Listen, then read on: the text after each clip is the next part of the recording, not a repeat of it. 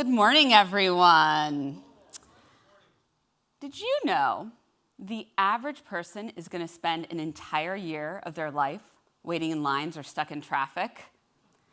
Or that the average mother will spend 6.5 months physically caring for young children? Now, this is not the cute stuff, the cuddling up with a book or playing games.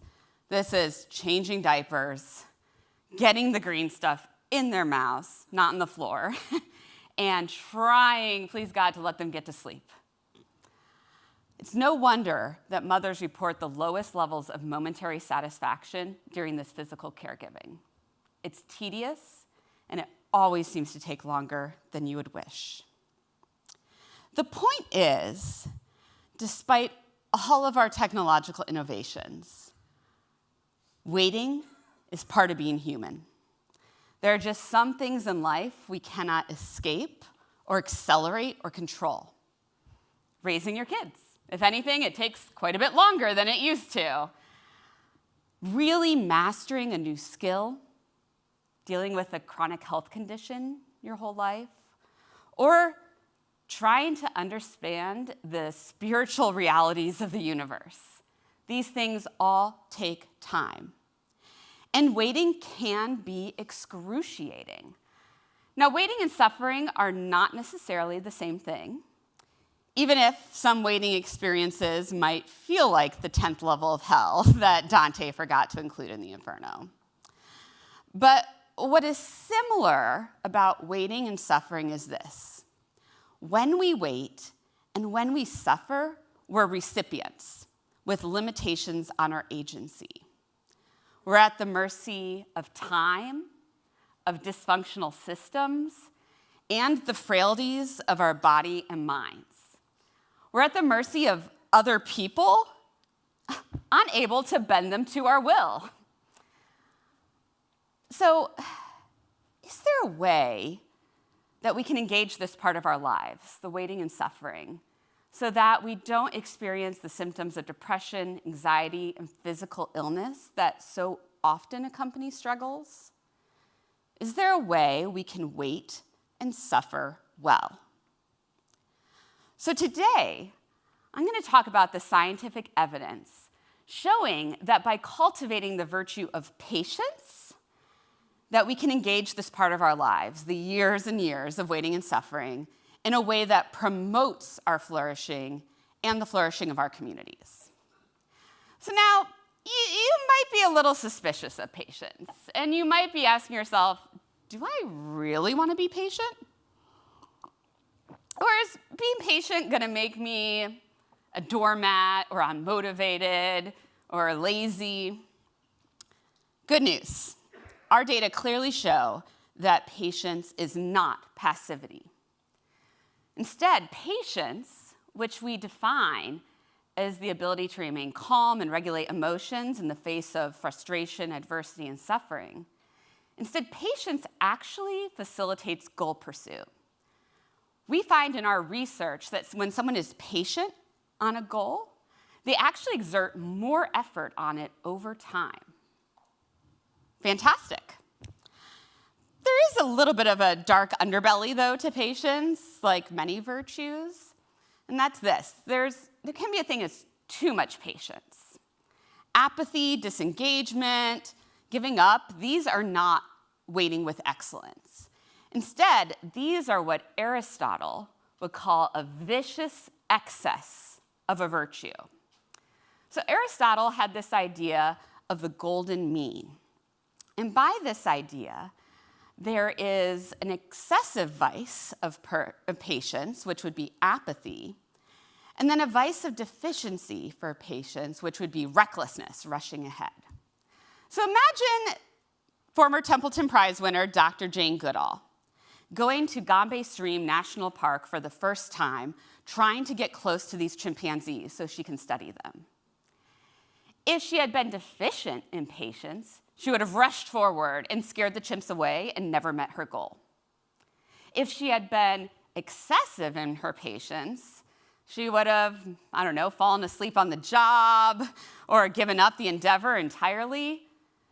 And oh my goodness, what if Jane Goodall fell asleep on the job? Where would primatology be?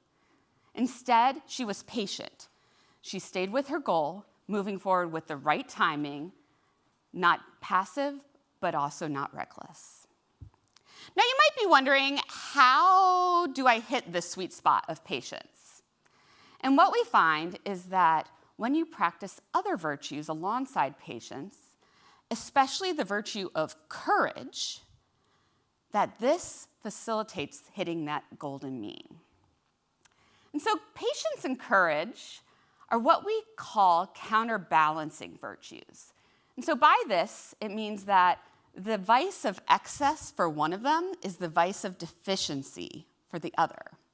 So whereas too much patience is apathy, too little courage, cowardice, is also a form of apathy, not pursuing the good goal in the face of threat.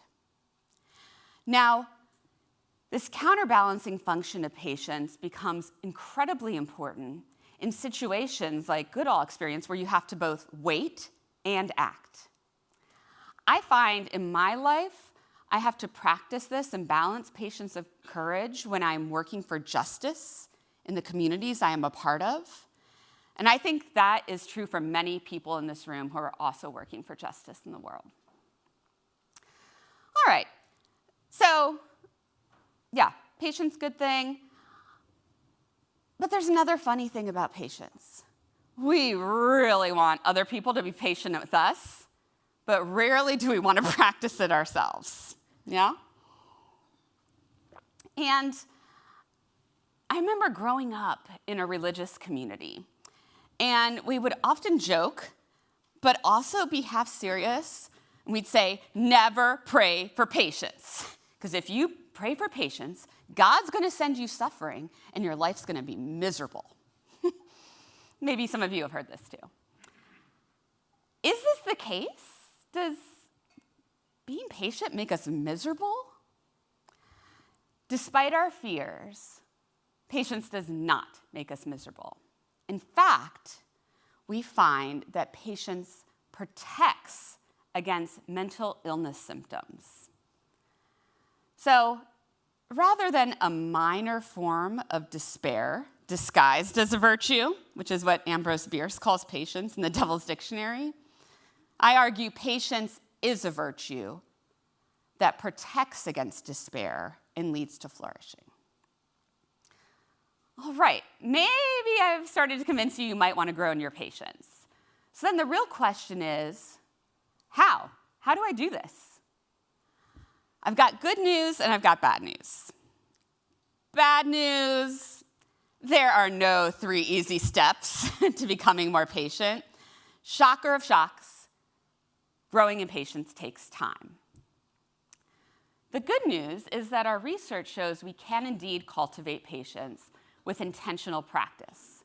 Just as you can become more excellent in playing a musical instrument or hitting a ball, you can become more excellent in waiting and suffering well if you practice, have good technique, and coaching. Now, psychologists have a plethora of evidence-based interventions for strategies to cultivate good emotion regulation. But what's a little bit different about patience is that you need to understand the bigger purpose of your life. If I'm going to wait and I'm going to suffer, I need to know why. Why is it worth it? What's the story I can tell that makes sense of this meaning and suffering that helps me to continue forward? What we show in our studies is that when people activate their spiritual meaning system, that this is really potent for cultivating patience. So for example, in a study with adolescents and young adults training for half and full marathons with World Vision, a philanthropic running team, Team World Vision that they have, we found that when the teens imbued their training exercises, the miles and miles of hitting the pavement, the pain in their muscles that they suffered, when they imbued this with spiritual or pro-social meaning, the pro-social purpose of helping people who need clean water access, they actually grew in their patience over time. Or similarly, we studied Muslim American adolescents and pinged them multiple times a day to see how they were practicing their patience. And what we found is that the Muslim youth actually grew in patience during the holy month of Ramadan. So during Ramadan, and even more exciting, they maintained, not all, but some of these gains in patience even a month after Ramadan was over. So during Ramadan, not only do people fast from all food and drink from sunrise to sunset, but there's also a plethora of religious activities that are special. So sacred meals to start and break the fast, special prayers, other rituals that really activate spirituality for the teens during this time, so that when they're waiting to eat and drink, they're waiting for something much bigger than themselves. So, what is it in your life that is challenging you today that might provide the opportunity for you to cultivate your own patience? And can you identify a beyond the self purpose that will bring meaning to your waiting and suffering? My hope for you is that you can grow in your purpose and your patience on your path to flourishing. Now, I'd love to say I can't wait to see how you do, but I actually can. Thank you.